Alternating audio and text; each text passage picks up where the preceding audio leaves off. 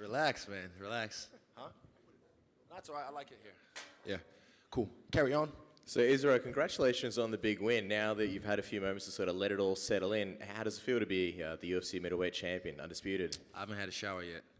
I haven't had my infamous thought-provoking shower yet. So right now, it's normal. It just feels like, feels like I'm still lucid dreaming. So you might see me do weird things just to see if I'm dreaming. But yeah. Go ahead with the weird things. I was going to say, I with knocked the over that can before, so that was weird. yeah, with the title belt, you spoke about how the interim belt didn't really mean anything to you, and you kind of put it away in a box. This one you gave to your parents, Femi and Taiwo. Well, why did you decide to do that, and what was that moment like? I mean, in Atlanta, because Eugene is the guy that built me up in this game to be the killer that I am. So I presented that to him. They created me, So without them, I wouldn't be possible. So.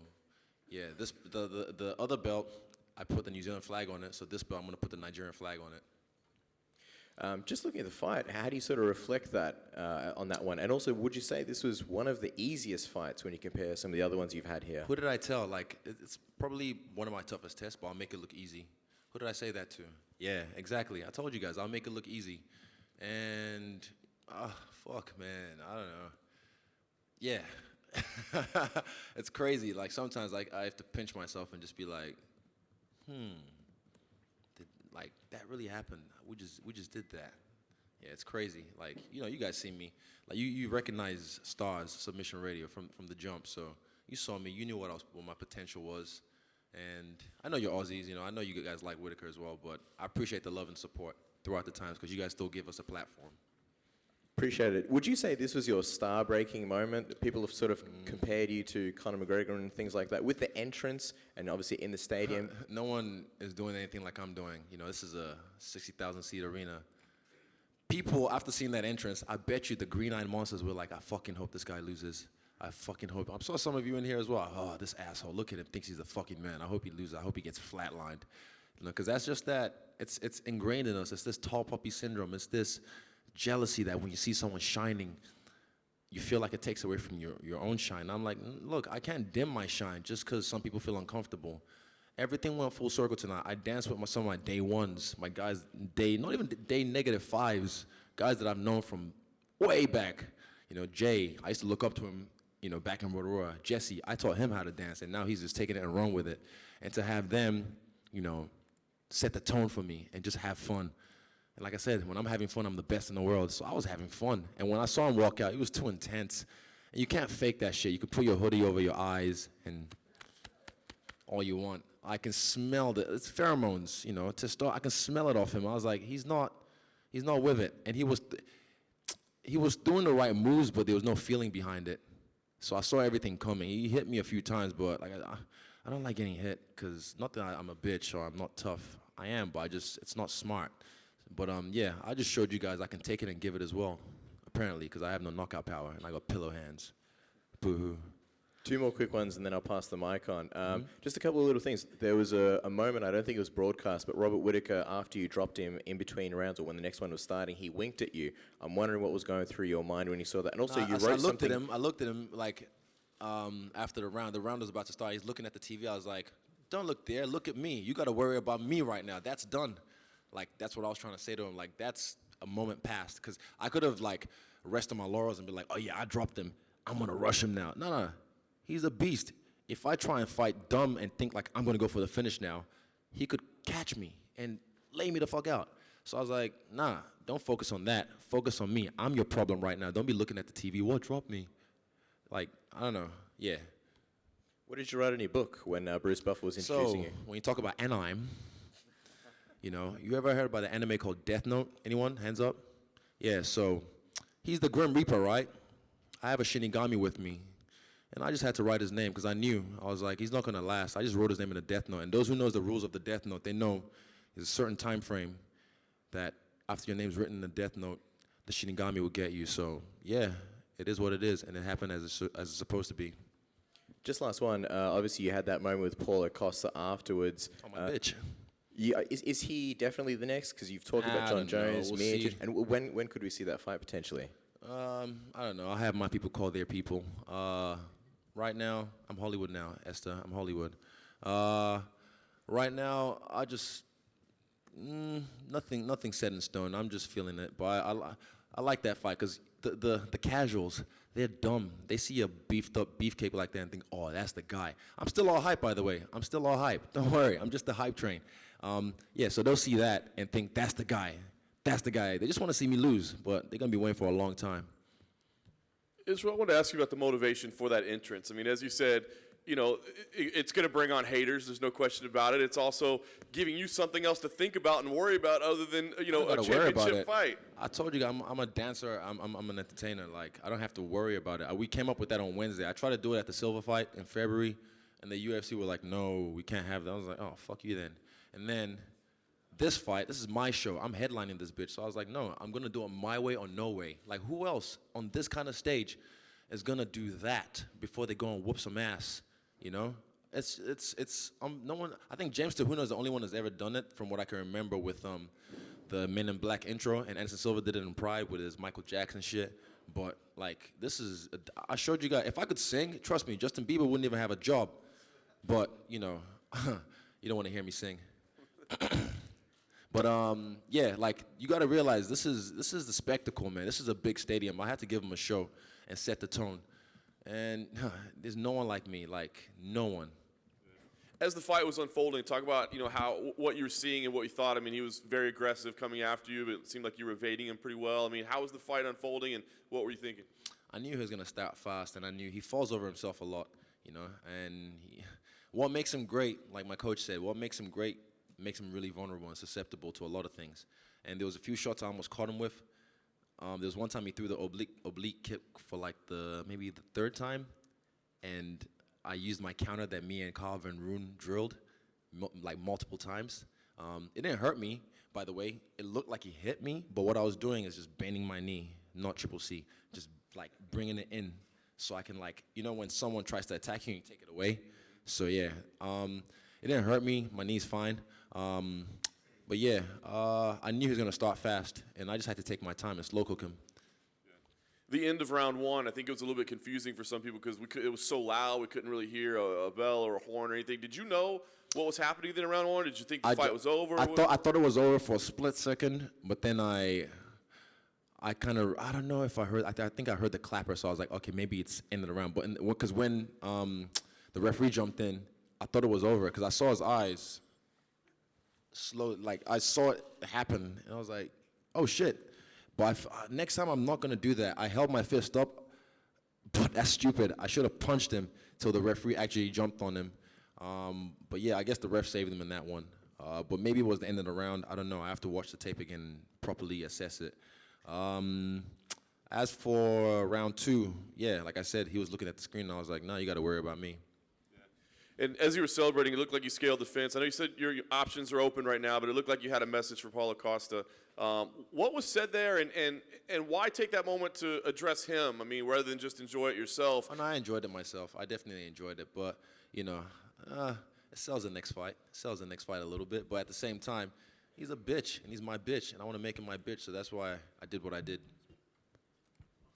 You talked before this fight about envisioning it, seeing it before it happens, and then when it happens, it's like a memory. Is this what you saw?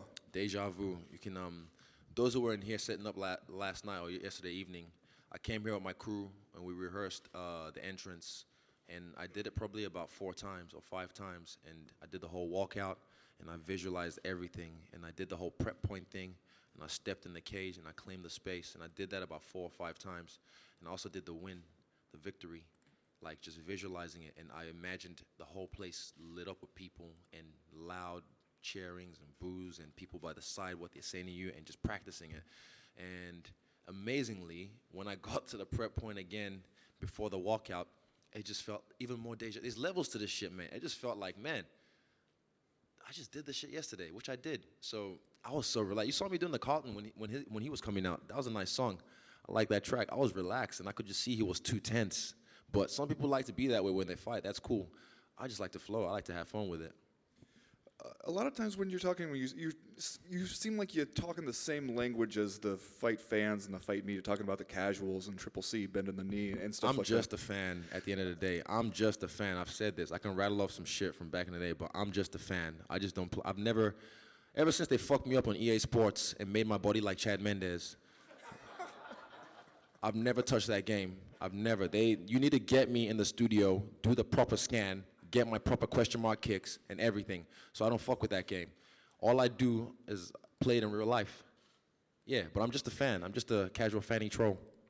It seems like a lot of fighters, they seem to prefer to stay away. Like they don't want to be reading all the websites or looking at all the memes on Instagram.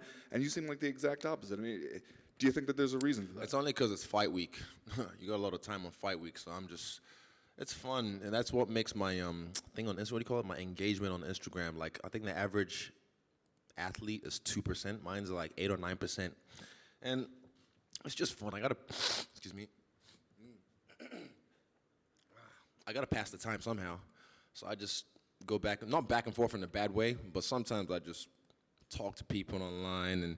Even just casually, I like memes, you know? Fuck, they're funny, some of the meme pages are funny. Oh, it always happens.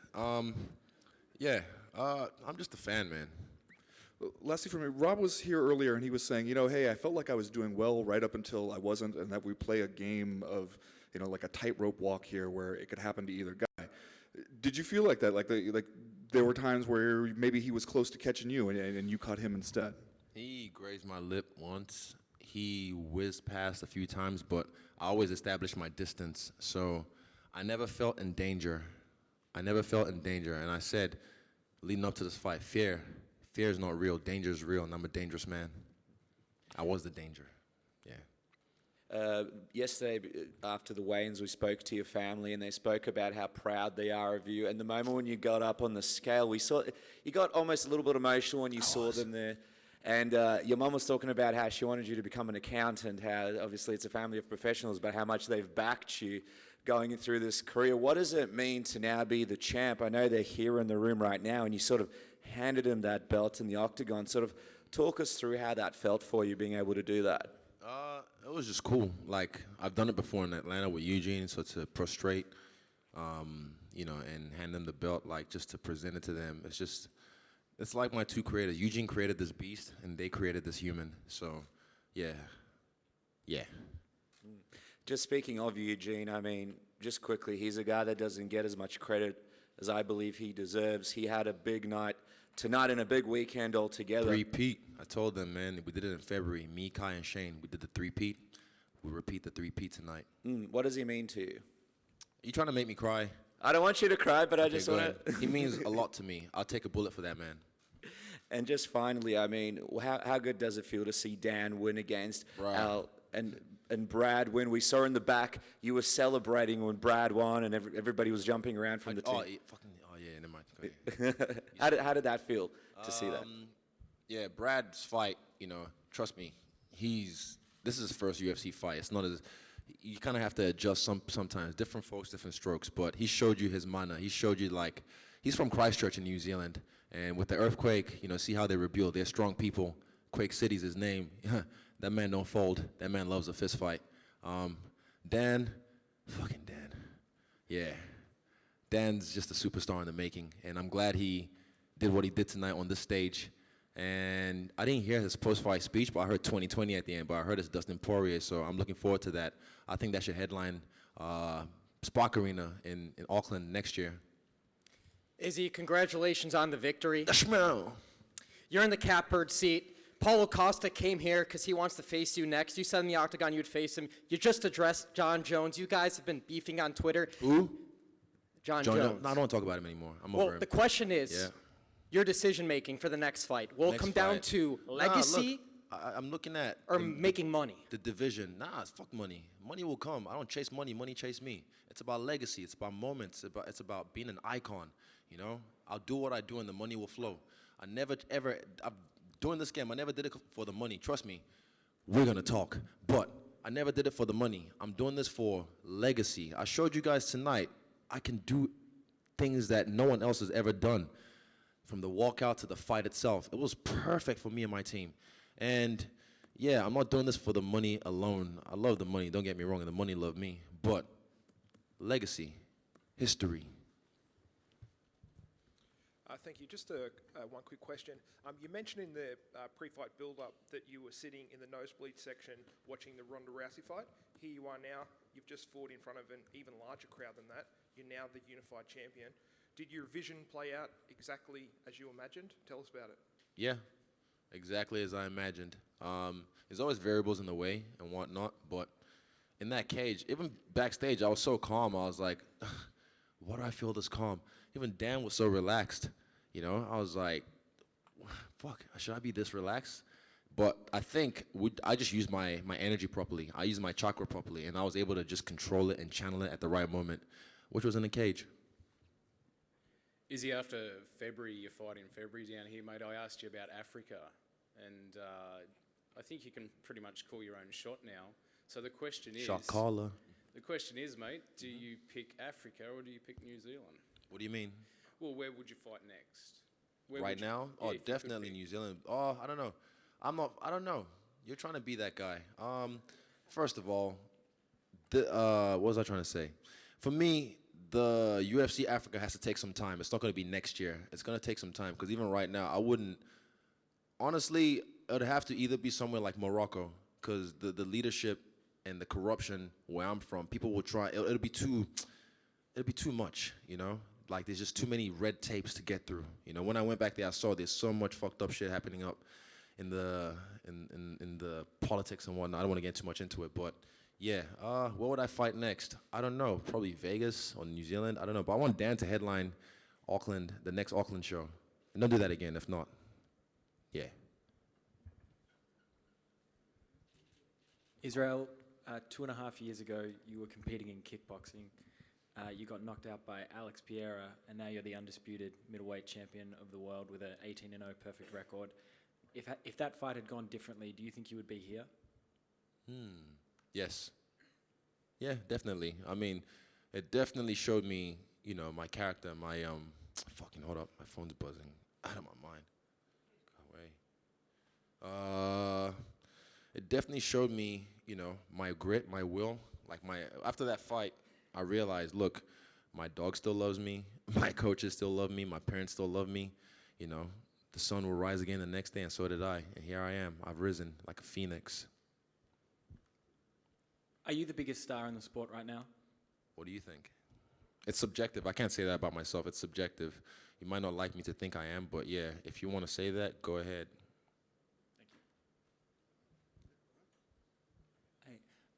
At the Ultimate Media Day, you mentioned that when Listen to this shit. Hold up. Let's stop now. Carry on. You mentioned that when you won, there might be an announcement you'd make in the octagon that would blow people's minds. I just wondered what that was. What was that? You mentioned at the Ultimate Media Day that if you won, that there might be an announcement you could make in the octagon afterwards that would blow people's minds, and I was just wondering what that was going to be. I don't remember saying that. I say a lot of things. I say a lot of things. Hey, Israel. Obviously, you're not a massive fan of Paulo Costa's physique, it seems, but what He do you looks rate- good. He looks beefy, and he looks like a swimsuit model, doesn't he? Yeah. Yeah, I think so. He's a handsome man. But what do you think of his fighting ability? I mean, as a It's fighter. basic, but that's not a bad thing. Basic is what, you know, my shit is built on foundation. I just know how to work off my basics. He doesn't. Everyone he fights is a punching bag that's just waiting there to get hit. And I can't wait. I can't wait till I fight him. I'm not impressed, to be honest. I'm not impressed by your performance. Yeah. Realistically, when would you like to have that fight? I'll talk to my coach and we'll talk. But right now I'm fresh. We can go anytime. Yeah, but not in the near future till I talk to my coaches. It might be a bit hard to say, but would you think he's... 2 seconds. Hold up 2 seconds, please. It's my show. I can do what I want. I just have to... My cousin is calling from Nigeria right now.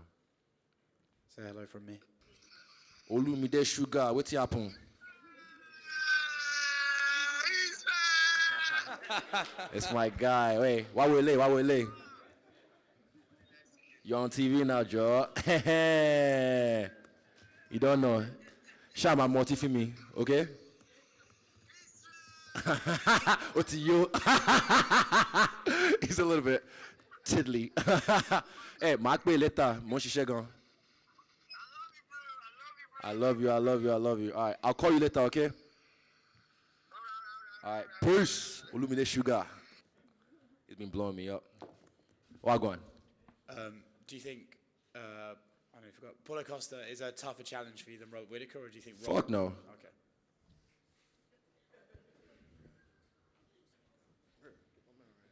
I just honestly, like I say, like I came from when I was.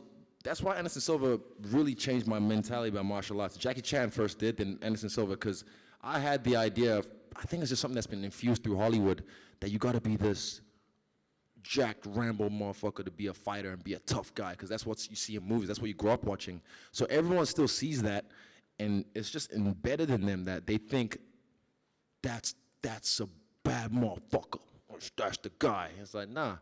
And look at me, oh, he's so skinny, bro. I'm gonna break his face, bro. I'm gonna break him. You got no power, bro.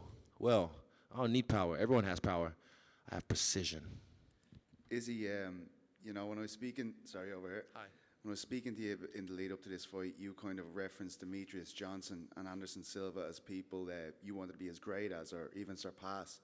Is that your idea now with that title? You kind of are looking at their run of title defenses and you want to compete with that? Look, it's harder to stay champ than it is to be champ. This is most people's, like, they've clocked the game. And then you see a lot of people just fall off after this. Then they don't have that, because they've done it. They've done what they wanted to do, what they set out to do. I've done one thing that I set out to do, which is become the UFC champion. Now it's about defending that actively, not like fight twice a year. You know what I'm saying? Like a lot of people just expect, it's different. I'm gonna do what I'm gonna do. I'm gonna run my own legacy, not like anyone else or compared to anyone else. I'm gonna run my own legacy and carve my own way. Eugene kind of said to us that he wanted to see what would happen to you when you became champion. Would you stay as active? Is that what you're saying? You want to keep up this same activity? Yeah, I saw that snippet of the interview when he said that. He's like, it depends. There's a quote, it's harder to wake up in the morning when you silk sheets, sorry. Fuck, stay woke, stay broke. It's up here. Don't ask me for shit. I'm broke. I got no money. All my money's just tied up in investments, so I need to eat. I need to pay bills, so I got to fight again. You said you weren't impressed by Paulo Costa. Who are you impressed with that's currently active at the moment? Jared Cannonier. I like that guy. He's a cool dude. I like his style. I like the fact that he came down from heavyweight to light heavyweight, now middleweight. I'm impressed with what he's doing, and he still has like another one fight probably. Well, it depends. Depends who he beats next. Depends who he fights next. 1 or 2 fights. Then I want to see him some, I like challenges like that. Like Robert. Robert's a beast. I've seen Robert on Tough Smashes. I didn't really watch the season, but yeah, was it Tough Smashes? I don't know. Which one did he come up on? Yeah. But it's about taking names, taking out the greats of this game. So when it's all said and done, it's not about like, oh, he won that belt or this. It's like, nah, he beat the fuck out of everyone that they put in front of him. Just finally, do you expect Rob to be able to fight his way back into a rematch situation? I told him in the octagon, I said, I'll see you again. Because I remember, first thing I said, look, you're better than, what did I say? I can't remember now. It'll probably be on one of the things with the UFC. They'll catch it on camera. But I said, I'm greater than I think I am. Because that was my alarm for the last 12 weeks. When I wake up, it says, UFC 243, be greater than you think you are. And that's because he said, oh, that Israel fella, he's not as good as he thinks he is. So I took that, I was like, you don't know how I think I am.